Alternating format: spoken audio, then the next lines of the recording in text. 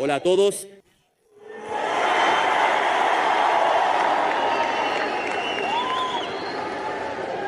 Buenas tardes a todos. Es un gran honor visitar la provincia de Chaca.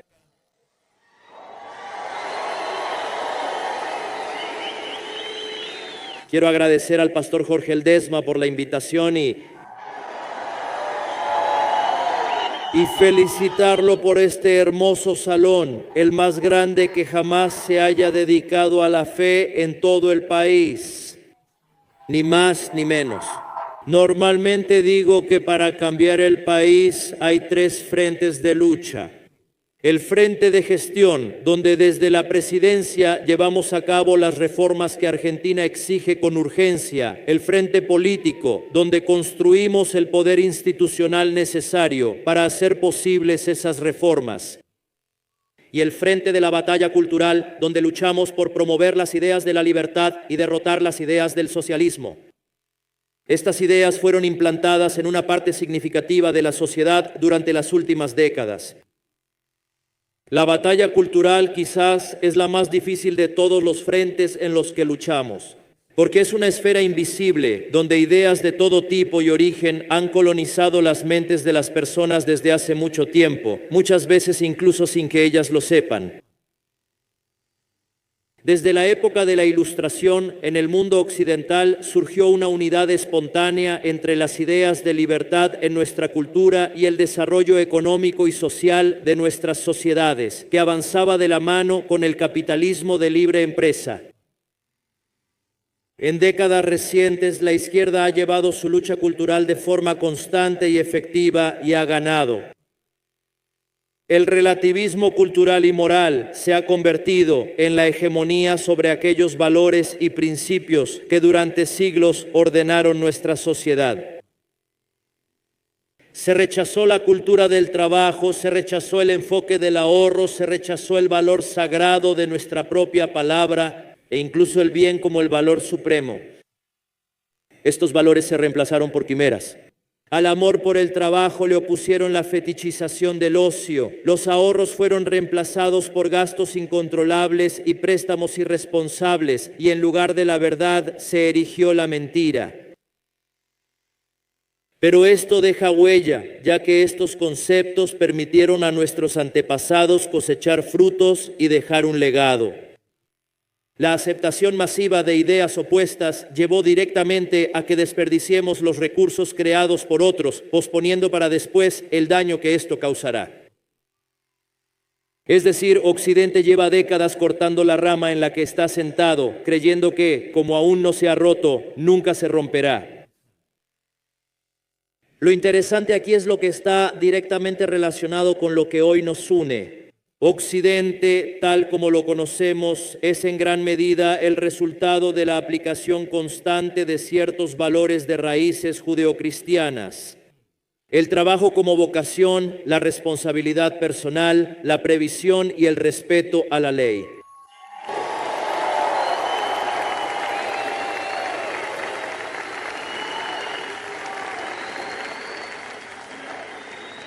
Como afirma Gabriel Ballerini, las primeras lecciones de economía ya aparecen en el libro del Génesis.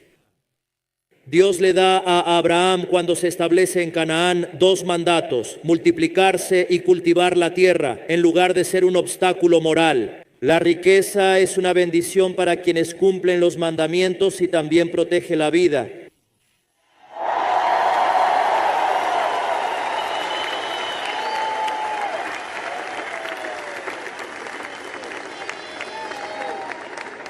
El Creador es un Dios misericordioso y rico que provee a sus fieles.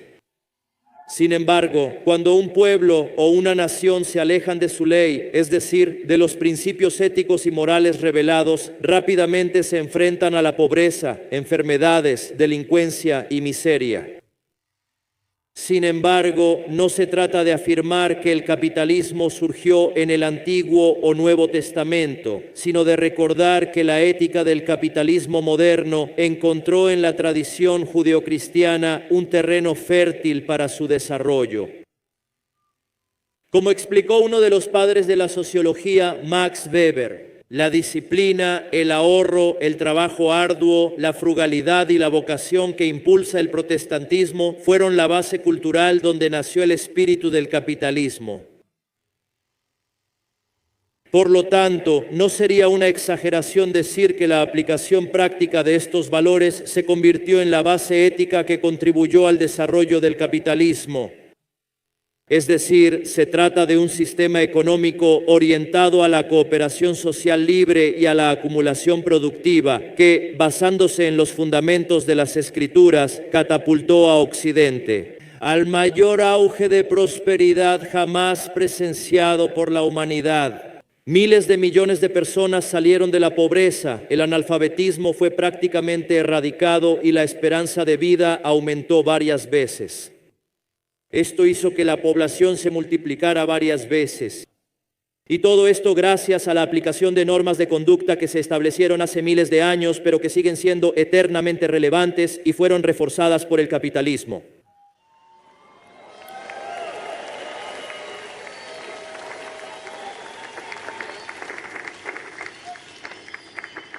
Sin embargo, la izquierda, por su naturaleza anticapitalista, distorsionó los valores y principios judeocristianos que hicieron grande a Occidente.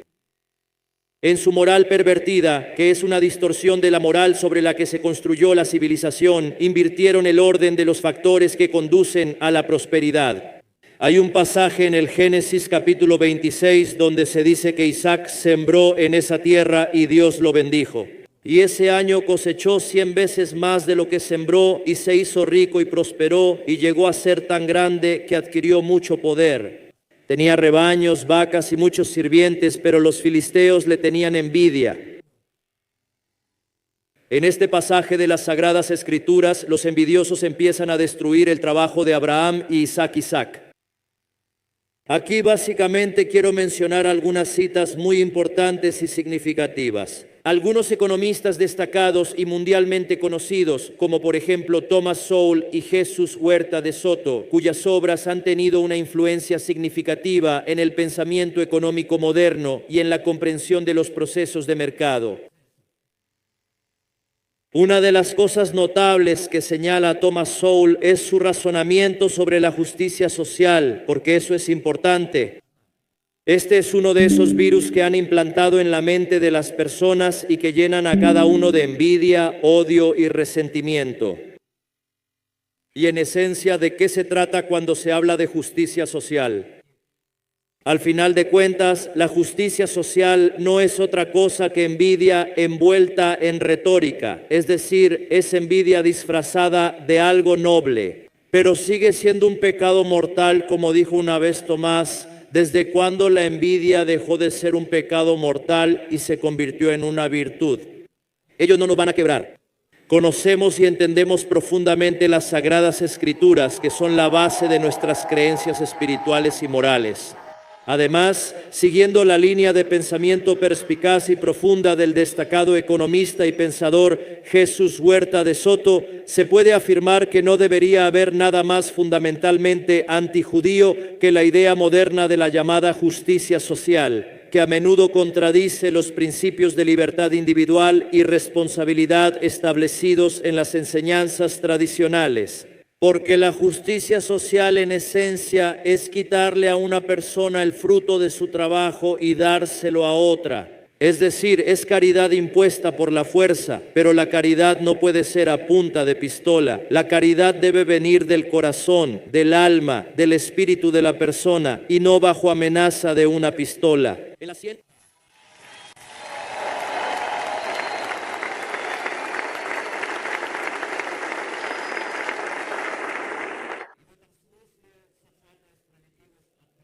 Va en contra del 7º y 10º mandamiento, porque robar está mal y desear la propiedad ajena también.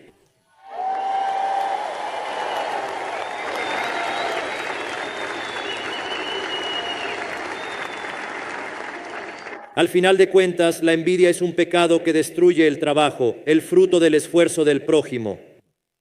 Y el asunto es que, así como el trabajo arduo está en la base de la ética capitalista, la envidia es un pecado que está en el centro de la siniestra ideología socialista.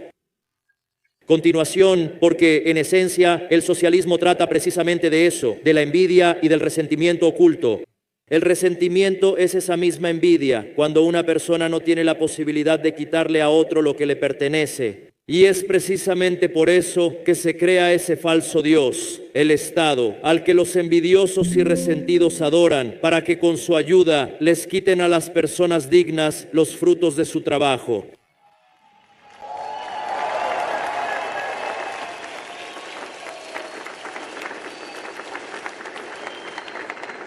Al final, el envidioso cree que la esencia de la economía consiste en redistribuir lo que otros crean. Sin embargo, el orden lógico y moral indica que primero vienen los méritos y el trabajo y solo después la riqueza material. Es decir, la esencia no está en la distribución de la riqueza, sino en fomentar la virtud, porque es precisamente de ella, de donde nace la riqueza. Para la izquierda, el destino y las circunstancias de nacimiento determinan la vida y acciones de una persona. Por eso, en esencia, para ellos la libertad en realidad no existe, es solo una ilusión, lo que en última instancia significa que la persona no es dueña de sus acciones. De esta manera, los de izquierda justifican el comportamiento delictivo o antisocial, así que para ellos el crimen es un acto justificado provocado por un sistema injusto. No hace falta explicar en detalle el riesgo que conlleva esta visión del mundo, que inevitablemente lleva a la completa desintegración del tejido social. Basta con ver a lo que hemos llegado tras años de promover la doctrina de Zaffaroni, cuando ponían a la víctima en el lugar del criminal y viceversa. Pero, como dijimos tanto durante la campaña como ya en el gobierno, aquí quien comete un acto es responsable por él.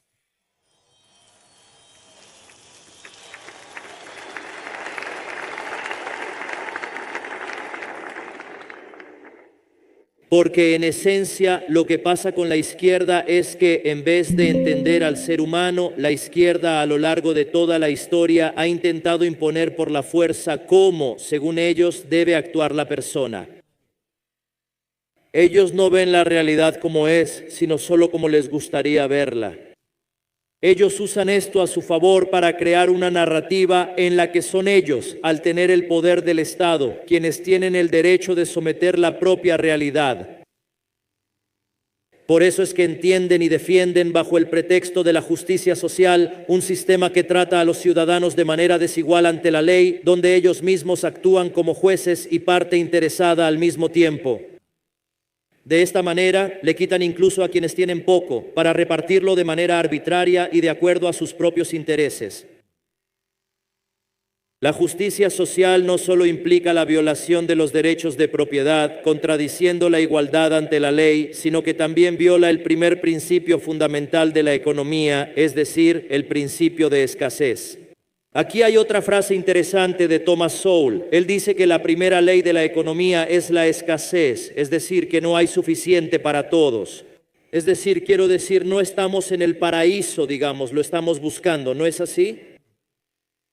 ¿Y cuál es la primera ley de la política? Violar, ignorar y obstaculizar la primera ley de la economía.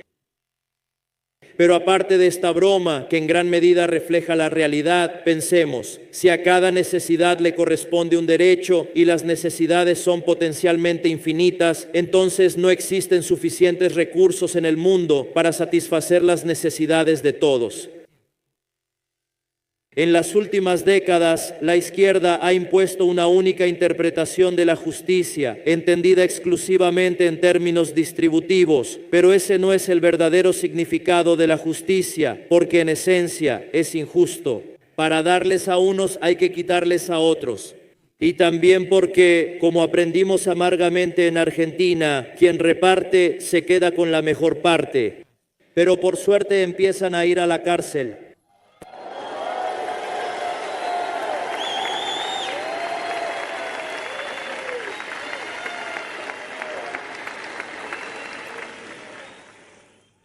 El verdadero significado de la justicia es que lo que una persona logra en la vida dependerá de sus méritos y de su perseverancia para alcanzar esas metas.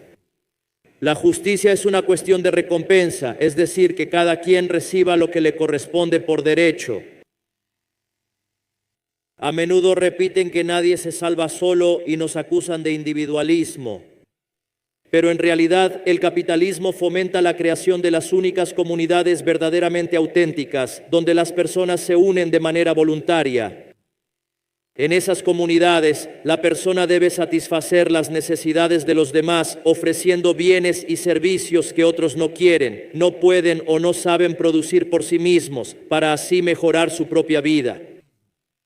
Eso es lo que realmente significa una comunidad organizada y no la idea distorsionada de colectivización forzada que proponen los izquierdistas.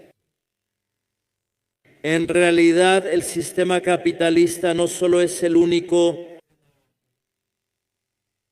sistema que no solo asegura eficiencia, también fomenta la paz. Hay una frase muy famosa de Bastiat: donde llega el comercio, no llegan las balas. Y además el comercio crea interdependencia y nos obliga a vivir en paz.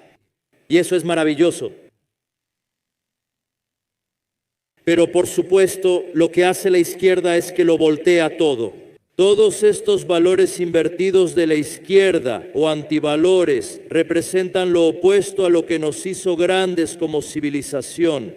Y si los valores judeocristianos fueron una fuente inagotable de progreso, los antivalores de la izquierda llevan a lo contrario: pobreza, miseria y atraso. Y también deben saber que lo primero a lo que atacan cuando empiezan a avanzar es la fe de la gente. Quieren reemplazar a nuestro Dios en los cielos por su maldito Dios, el Estado.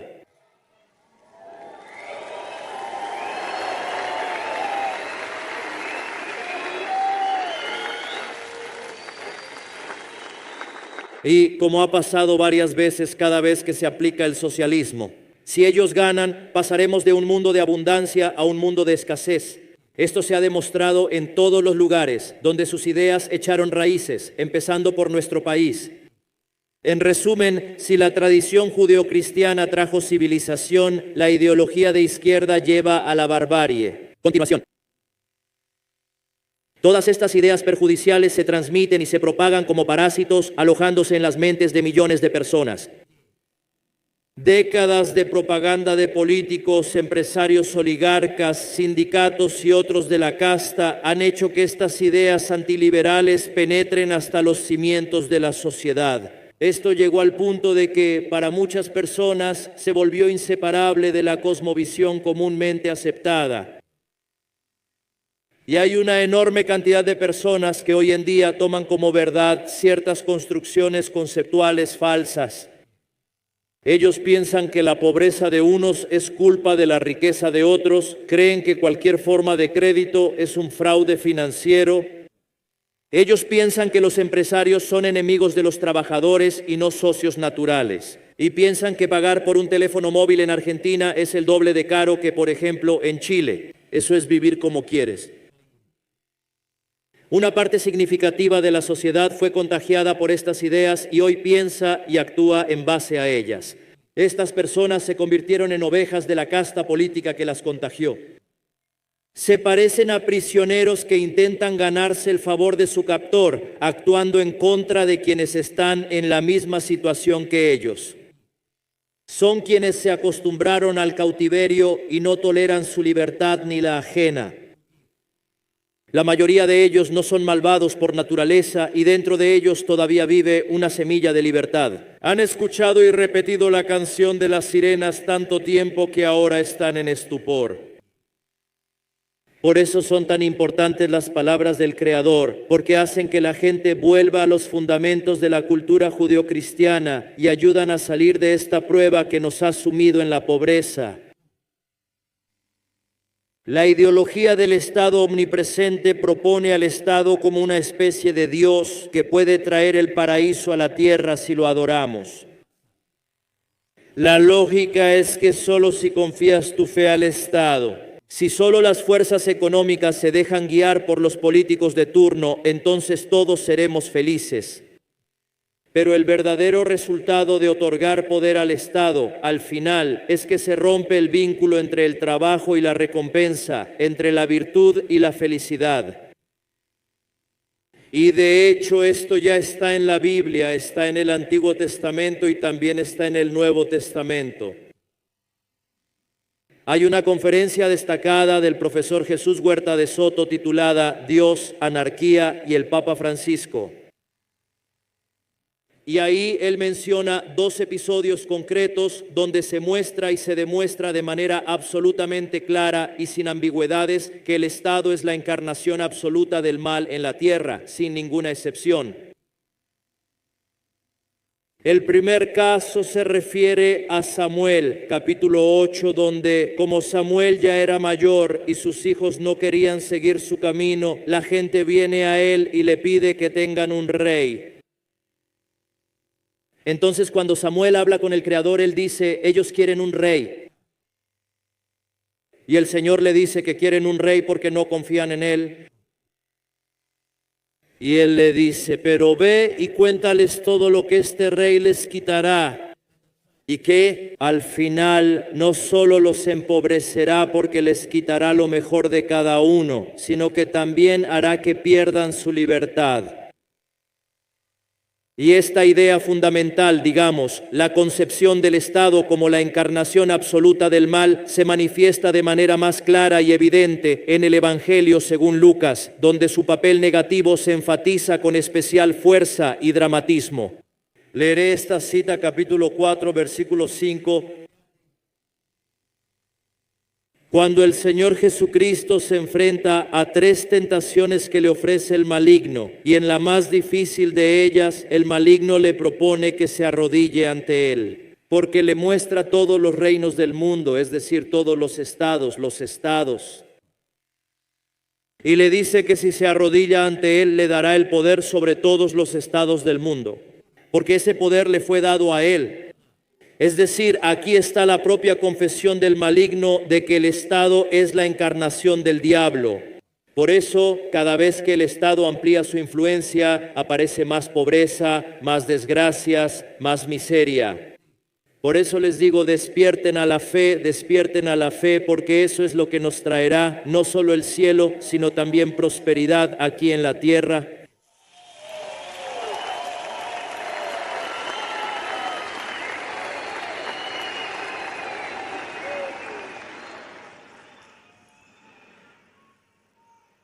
Además, porque en el clientelismo, donde tan a menudo se menciona a Dios, el reparto de beneficios sin ningún mérito sucede incluso más allá del beneficio político de quien los reparte. Es decir, esto es muy importante de entender. Una de las cosas que nos guía profundamente en nuestro diseño de políticas es la convicción moral, la convicción ética y moral. Y esa convicción ética y moral son los valores de Occidente. Y los valores de Occidente son precisamente la cultura judeocristiana. Por eso, para nosotros, cada vez que nos enfrentamos a una situación que necesita resolverse, lo repetimos constantemente. Esta es una definición maravillosa del liberalismo, propuesta por el profesor Alberto Venegas Lynch Jr., inspirada en John Locke. Y él dice que el liberalismo es el respeto ilimitado al proyecto de vida del prójimo basado en el principio de no violencia y la protección de la vida. Libertad, propiedad.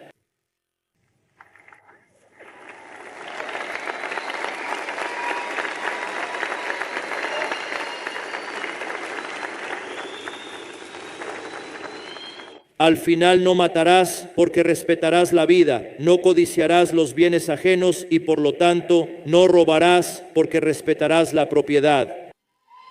Y además, si el Señor nos creó libres, ¿por qué algún burócrata debería hacernos esclavos?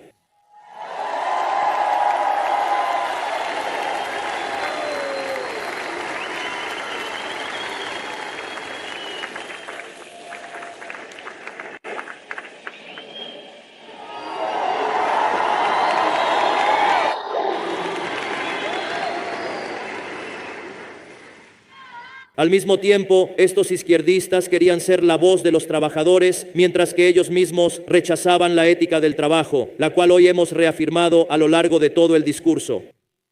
Y la casta creó un sistema político, económico y social que privaba a los verdaderos trabajadores de sus derechos en beneficio de sus sirvientes y aduladores, empresarios privilegiados, políticos corruptos y periodistas comprados. Al final, ese falso Dios que ellos mismos crearon y adoraban existía solo para castigar sistemáticamente a todas las personas justas que seguían las verdaderas leyes. Y por el contrario, recompensar generosamente a todos los pecadores que cometían maldades y violaban los principios morales, pervirtiendo así el propio concepto de justicia y orden en su mundo. Los cultistas del Estado crearon para esto un sistema ideológico radical que insistía en negar hechos evidentes, como que la emisión provoca inflación. Todo esto se hacía para ocultar el crecimiento del becerro de oro, porque en esencia ellos no son otra cosa que ese becerro de oro. El Estado es ese becerro de oro.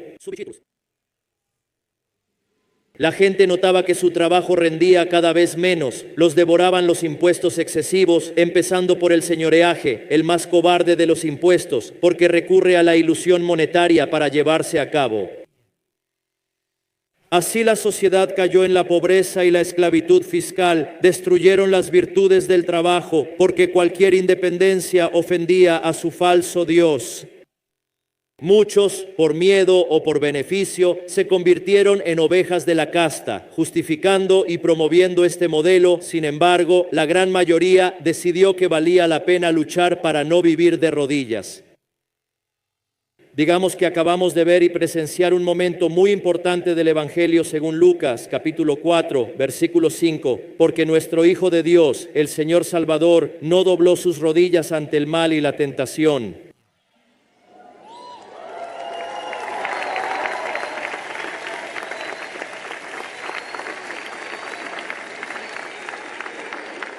En este sentido, las elecciones de 2023 no fueron otra cosa que el reencuentro del pueblo argentino con los valores de la libertad y su rechazo a ese falso Dios que es el Estado.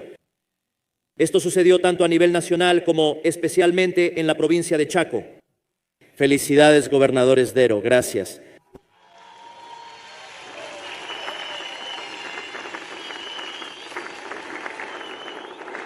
La gente pudo ver que detrás de las promesas vacías de felicidad solo se escondían la pobreza y la opresión y que siempre se trató de eso.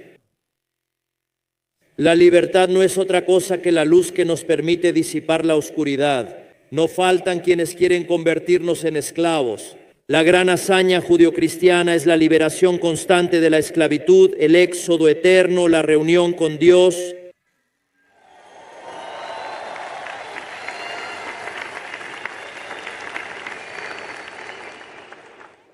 Se aprovechan de la mentira, el miedo y la duda en nuestros corazones, pero no debemos sucumbir. Basta con una sola decisión, una sola palabra verdadera, para que toda la red de mentiras que han tejido se vuelva falsa y desaparezca. Por eso el testimonio de cada uno de ustedes vale más que 1000 titulares falsos, créanme, porque yo lo he experimentado en carne propia. Adueñarse y decir la verdad, esa es la verdadera revolución. Como dice el Evangelio de Juan, la verdad los hará libres.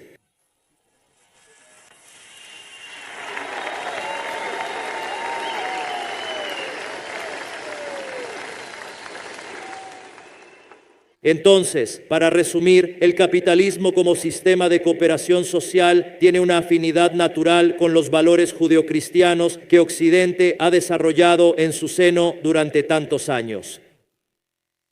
Comprender la diferencia entre el bien y el mal y vivir de acuerdo con esto es la base de la prosperidad económica.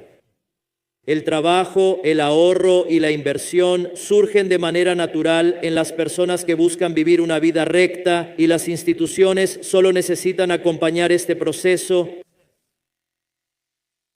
No es necesario reinventar la rueda. La tradición milenaria que iluminó a Occidente y a nuestra gran nación contiene todos los elementos necesarios para volver a hacernos un pueblo próspero, un pueblo capaz. Amén, un pueblo que avanza junto a quienes guían a la humanidad al progreso. No hay, por lo tanto, una base más sólida para construir el edificio eterno de nuestro país que los valores que aquí defendemos y apoyamos.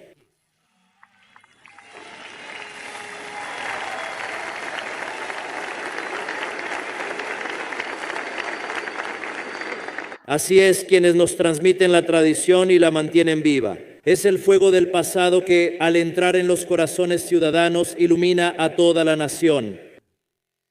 Necesitamos redescubrir las verdades de nuestro pasado para dar un paso firme hacia el futuro. El pueblo en cuyos corazones arde esta llama se convierte en un faro universal, una luz que con su gracia ilumina a toda la humanidad. Por eso les digo que Argentina se convertirá en un faro para el mundo, porque hemos logrado disipar la oscuridad que proyectaba una sombra sobre la luz de la fe.